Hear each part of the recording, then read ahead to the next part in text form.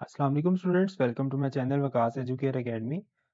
Students, हम लोग math D1 updated edition solve कर रहे हैं और इसकी एक्सरसाइज 5A चल रही है।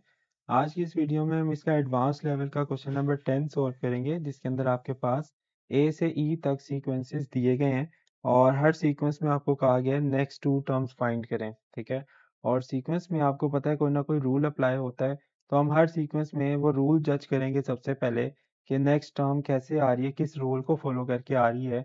आया कुछ ऐड करके आ रही है, कुछ सब्ट्रैक्ट करके आ रही है, या कोई वैल्यू मल्टीप्लाई या डिवाइड करके आ रही है, या इस तरह भी हो सकता है, या कोई हर नेक्स्ट वैल्यू जो है वो किसी चीज़ का स्क्वायर हो।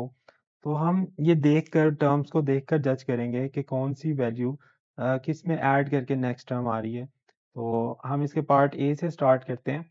आपके पास एक सीक्वेंस है जो -5 से स्टार्ट हो रहा है, देन -7, -11, देन -19। ठीक है, तो चूंकि ये नंबर्स आपके इंक्रीज हो रहे हैं -5 से -7, तो इसका मतलब कोई चीज़ हम माइनस साइन वाली इसके साथ ऐड करेंगे तो नेक्स्ट टर्म आएगी। जैसे -5 में आप -2 करते हैं तो आपके पास -7 आता है।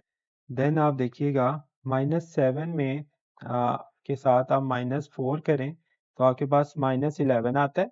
और फर्दर आप देखें -11 में -8 करें तो आपके पास -19 आता है। ठीक है, और उससे नेक्स्ट टर्म क्या आती है? -19 और -35 में डिफरेंस जो है वो है -16। -19 -16 जब आप करते हैं तो आपके पास नेक्स्ट टर्म आती है -35। ठीक है, तो इस रूल को देखते हुए हमने नेक्स्ट टू टर्म्स बतानी है।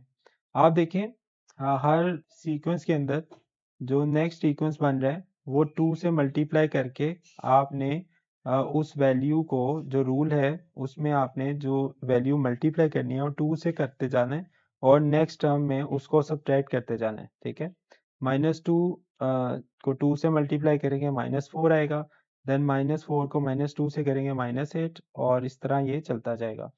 तो अगर हम -16 को मल्टीप्लाई 2 करते हैं तो यहाँ -32 आएगा, और देन आप -32 को जब 2 से मल्टीप्लाई करते हैं तो -64 आएगा। तो हम -35 में -32 करें, -35 -32 minus minus is plus, 5 plus 2 is 7, 3 plus 3 is 7, sorry 6। ठीक है, तो साइन हमारा बड़ी वैल्यू का ही आता है तो माइनस ही आएगा। तो हमारी -35 के बाद नेक्स्ट टर्म आएगी -67, और देन हमने इस -67 में -64 करना है, तो आपके पास आएगा माइनस माइनस अगेन प्लस, ये आ जाएगा 7 plus 4 is 11, 1 carry, 6 plus 3 12, and 1 13। ठीक है, तो यहाँ हमारा जो हमारी नेक्स्ट टर्म आएगी वो आएगी -131। ठीक है, तो इसके साथ ही हमने रूल को जज किया सीक्वेंस के और अपनी नेक्स्ट टू टर्म्स बता दी। अब हम पार्ट बी की तरफ चलते हैं। इसके अंदर एक सीक्वेंस फॉलो हो रहा है, रूल फॉलो हो रहा है कि हर नेक्स्ट टर्म प्रीवियस या वाली टर्म को, प्रीवियस टू टर्म्स को ऐड करके आ रही है। कैसे? जैसे अब फर्स्ट वाली टर्म 1 है ना, इसके पीछे कुछ नहीं है, तो अगर आप इसके अंदर +0 करते हैं तो आपके पास नेक्स्ट टर्म 1 ही आ रही है। और अगर आप 1 में प्रीवियस टू टर्म्स को आप प्लस करते हैं तो आपके पास आ रही है 2, 1 + 1 इज 2।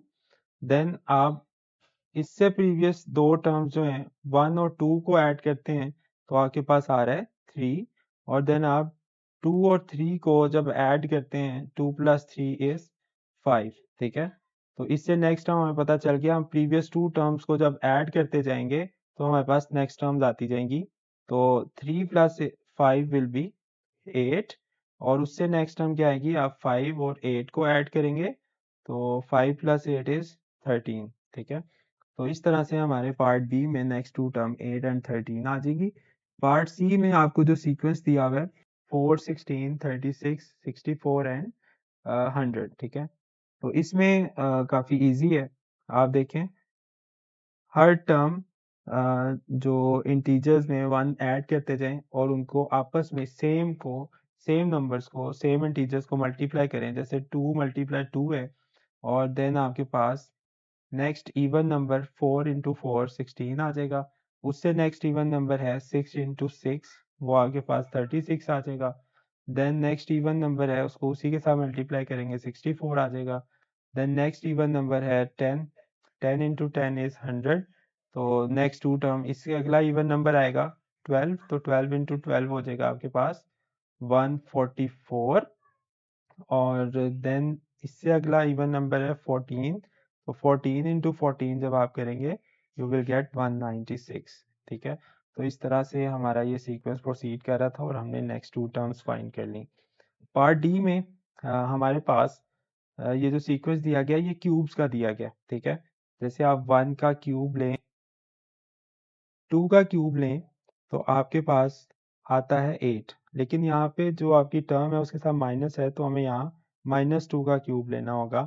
और उससे नेक्स्ट टर्म है 27, तो वो आती है 3 का क्यूब लेकर। ठीक है, और 64 आता है 4 का क्यूब लेकर, लेकिन इसमें माइनस है तो इसके साथ भी हमें माइनस लगाना होगा।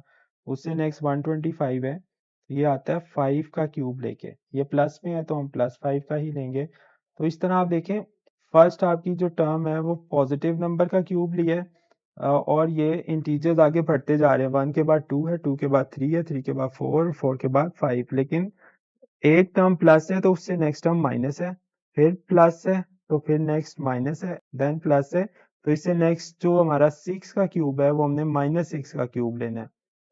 ठीक है, तो -6 का क्यूब हमारे पास होता है 216, तो इसके साथ हम माइनस लगा देंगे। अब माइनस के बाद अगला नंबर एक ऐड हो जाएगा, उसका क्यूब लेना है, लेकिन माइनस के बाद प्लस आएगा तो हम +7 का क्यूब लेंगे, तो +7 का क्यूब आता है 343। ठीक है, तो इस तरह से आपका ये सीक्वेंस भी कंप्लीट होता है और नेक्स्ट टू टर्म आपकी आ चुकी हैं।